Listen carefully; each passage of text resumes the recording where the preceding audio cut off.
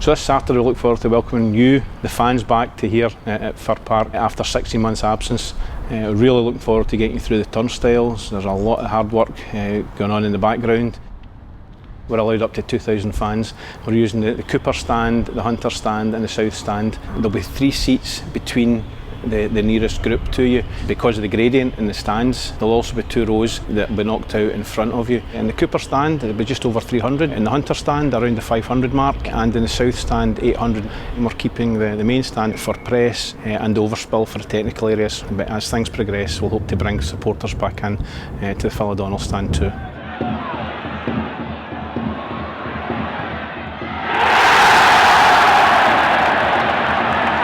I really hope that supporters returning really feel they're back at home, and it's exactly what you expect and what you left 16 months ago. It hasn't changed to any great extent other than all the cosmetic work we've done. The atmosphere should be the same. Hopefully with the numbers that are here they make as much noise as a capacity crowd here. The full stadium has been given a makeover. You'll have seen previously that we have carried out some major renovations in the John Hunter stand. We then moved into the Cooper stand where we took blowtorches to the seats. Phenomenal effect, and really brought them up and gave it a new lease of life. It'll buy us 3 or 4 years with the claret seats, and we're in the process of just replacing all the amber seats. The South stand, again we took the blowtorches to the seats that we're needing, the ones that are a bit weathered. You will see at a glance just the difference in the impact that makes. So the amber again will be replaced over the next few weeks.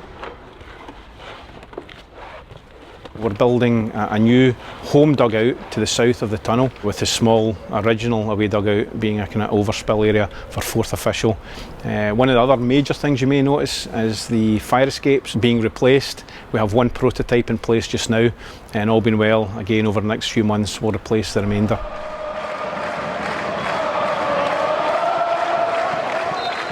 I really can't wait. As a safety officer here, there's been challenges over the years at matches. But give me every one of the worst challenges and give me fans back in, then face another season with no fans. I'm really looking forward to being able to follow a match by the sound of a crowd, and that sounds silly till you've not got it. That split-second silence as the ball leaves Tony Watt's foot and hits the back of the net, and then the cheer, the screams for offside, whether they're right or wrong, and even seeing it in the faces. The kids that hang over the white wall at the front of the Hunter stand for their heroes, or trying to get on the camera at the corner rather than their cardboard cutouts. It would be good to see someone that can actually move. I'm just looking forward to seeing fans enjoying themselves and filling this place again. I think there's excitement building.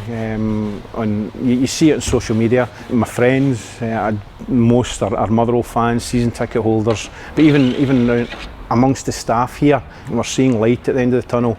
I really hope that this will be another step in Motherwell playing a massive part in people's mental health. I just hope that by coming and meeting back with friends, family, seeing the team, that the mental health issues are taking a step in the right direction.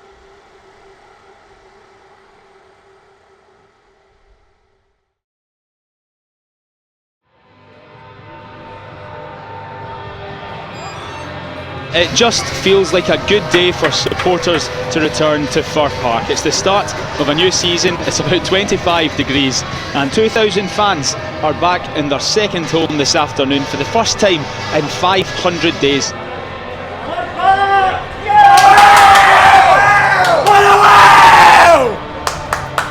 It was quite a moving sight seeing the claret and amber shirts on their walk to the stadium and now ready for kick-off against Queen of the South in the group stage of the Premier Sports Cup.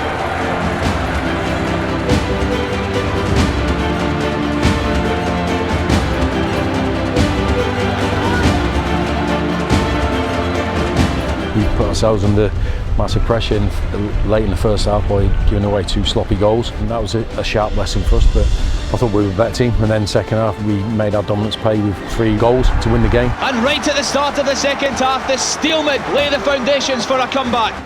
Great response, brilliant response. Everyone just turned the dial up a little bit to really get back in the game, and we deserve 3 points. Welcome to Willery on the rebound. Past 1, deflected and in! Motherwell have taken the lead, and it's Woolery, incredible! Oh, they were banging the door immediately for a third, and they burst it down. That was brilliant. It was a fantastic day, and it would have been a shame not to win because it was a special occasion. It's almost a perfect day. Brilliant to have fans back in just for a wee buzz and just for a wee, keep my name was singing, so I enjoyed that, and it just gives you a wee lift and it gives you a wee buzz.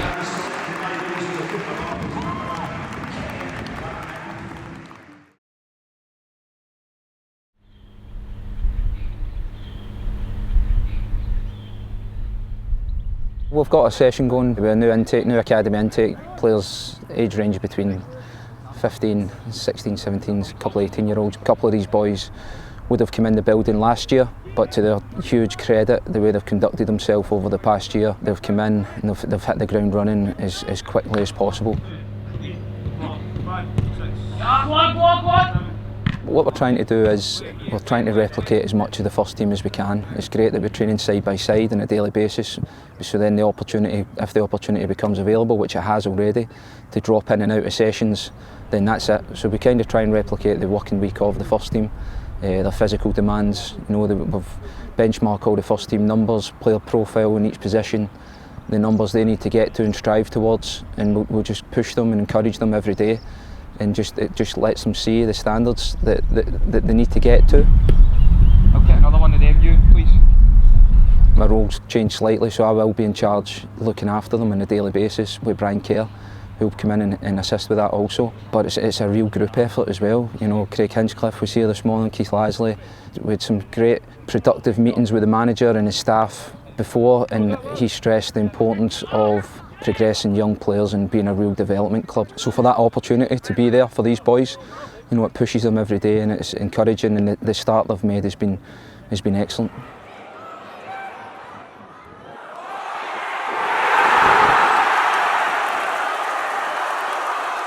Over the past few years we've had a number of young talented players. Allan Campbell, who left in the summer, is always one that we use as an example. We've also got David Turnbull, Jake Hasty, James Scott, Barry Maguire's playing a big part and he's looking magnificent just now. Chris Cadden, PJ Morrison will hopefully come on to do things. We've also got boys like David Devine, Dean Cornelius in and about the first team just now. So we continue to use them as an example, and the boys with the best attitudes and the ones that can work and apply themselves the best in and around the club as well as on the pitch are usually the ones that go on to be as successful as they can. Alan's made your back, please. Oh, he's tucked in as well. Old school? Right. I think if you ask the boys, we had a laugh and a joke about it, but I think if you ask the boys, that's probably their favourite day. You know, they come in and they get their pictures done for their new profile pictures on their social media. But again, it goes back to being one club, get the boys in, make them feel part of it. They had the strips on, you know, they've got their own squad numbers with the names, and as small as that sounds, it's a big thing for them, and I think that's maybe the point where it feels quite official. Yeah, I'm not a first team player, but I'm part of this football club on a full-time first team kind of environment basis. So it's a small thing, but it's a big thing as well, and they really enjoy it, and they made the most of it. They milked it for what it was worth. Left shoulder forward, mate. That's the one. Oh, side goes. Right shoulder. You're dirty, by the way. How you go? There's a few characters, there's a few boys that have come out their shell as well as we expected. They've been in and about the first team, singing songs and all this already, so it's not took them long to find their feet, but that all helps with the process of them settling in and bringing the best version of them. So I'm sure we'll be seeing more of them in the next couple of years. Come on, it's pre-season, boys, eh? Come on, we're here to get better. Come on, we're here to get to the first team as well. Come on. Long term is get as many of these boys close and ready to play first team as possible. That's always the aim. But as they come in, we're trying to develop them in their life skills, their people skills. It's just a continuing process. They're also involved in a 2-year college course, so it's not a case of like football is everything. We're progressing their education as well. We've studied so many of the top clubs, and everybody's pretty much doing the same thing in terms of tactically, technically, physically, psychologically. What are we doing to progress these boys as much as we can? But the biggest thing is, in my opinion, is opportunity. which is available at this club. The boys see that, the players see that, even as young as under 11s, 12s, 13s, and it's something that we want to keep progressing the club and be one of the main, development clubs within the country. 4, 3, 2, 1. If the boys are involved in the first team or progressing forward, then they'll drop out of the under-18s programme. And that's what we want. It would just mean we promote again from underneath, and we'll bring through some of the more talented younger ones. But they have got a games programme that starts at the end of the month, and then obviously there'll be a lot of them involved in this, the Colts game, Eastern and Ra coming up also. So exciting times. We'll prepare them as best we can, and yeah, looking forward to it.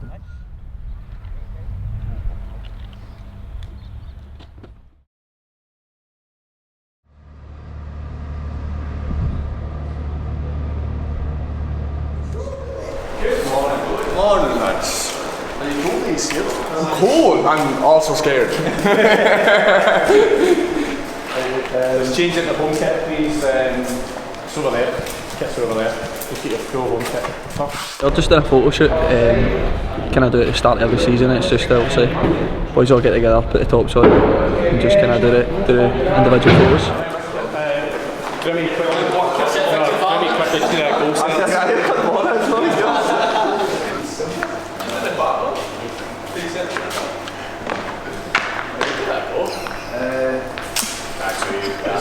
We've got all different stations set up. We've got ones for Sky, quite serious ones obviously. We've got the ones for the club, and we've got like quite funny ones as well, like for the birthday messages and that. So it's been a good day so far. Robbie's head blending in the background. We need to have a green screen.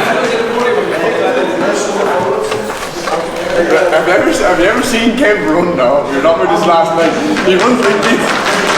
I don't think Kevin had beat me.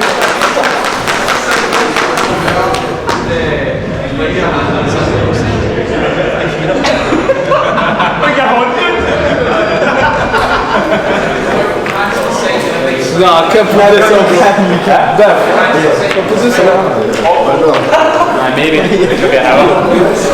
What are we doing? What are we? Right, so we're doing birthday celebrations, goal celebrations, and pictures for Sky and pictures for the website. Right, take 2, go. I'm not told all 4. Je moet hem weer.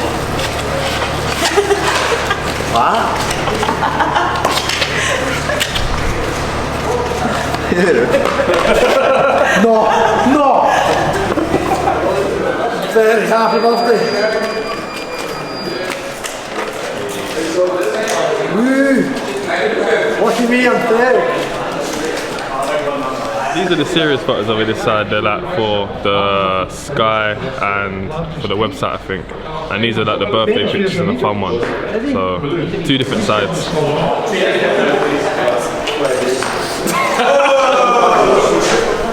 Me? I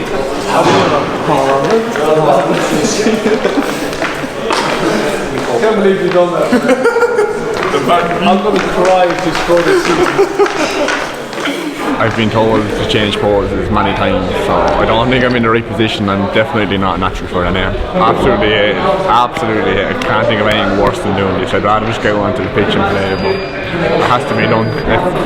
If you're any good at posing, we'd be models, but we're not, so we're footballers.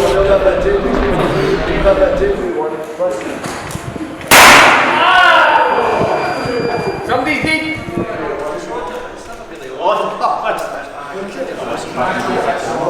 I can pull a fur from me.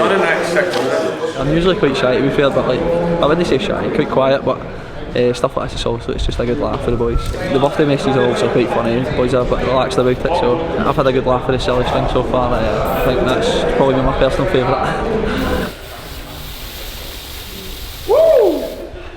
Something funny, something different, and like the boys can express themselves and stuff like that, so it's good. Look at the floor. I mean, there's all this stuff all over the floor, but no, it's very good. Did you see the celebration? Celebration was hard, but I mean it. Yeah, we're doing all this because it's the first week of the season, obviously. First game of the season on Sunday, so be doing all this ahead of that. Can't wait, to be fair, can't wait for the season to get going. It's been a very long summer, yeah. It was a nice little break, but it's been, you know, pre-season's been tough and stuff, so yeah, we're ready to go. Proper one, mate. He's not feeling that. No, that's not feeling it. Do a proper one. Bro, they put me on the spot. What do you want me to do? Do a proper one, bro. Man's doing the worm, you know, like he's in the club. I'm gonna get on the floor and start doing the caterpillar. I dare you. I would. I dare you. Can I get on the floor and do the caterpillar? Go and do the caterpillar, yeah? Yeah, no, I don't say. Or do it sideways or forward? Do it sideways.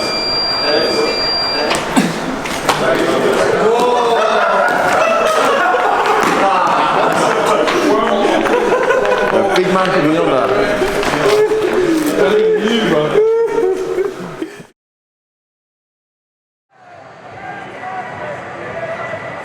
Supporters are back and in good numbers for the opening day of the Premiership campaign season 2021-22. 4,000 Motherwell fans, and just listen to it. Just listen to that. And without further ado, we are back. It was a great atmosphere from right from the start. I thought that gave the boys an extra impetus, and we gave them something back as well with their performance, and I thought that we fed off each other. What a delivery that is. There's the goal, and the moment he's been waiting for. Oh, and it's just come off Nisbet and into the back of the net, and the score is pulled level. Carroll clips it in towards McAbey. Oh yes, back in the team, back among the goals, and back celebrating with supporters. Our energy dropped a little bit in the second half on the pressing side of it, which allowed them a little bit more of a foothold in the game, whereas I thought in the first half we didn't let them get into any pattern of play. Kelly went the right way, but Hibs lead by 3 goals to 2. We're just gutted really. The least we deserved, I thought, was a draw, but certainly I think the supporters saw a team that has got a lot of potential for the coming season. It's all over. Motherwell, for all their valiant efforts, lose to a spirited Hibs side who came from behind twice to take all 3 points here at Fir Park.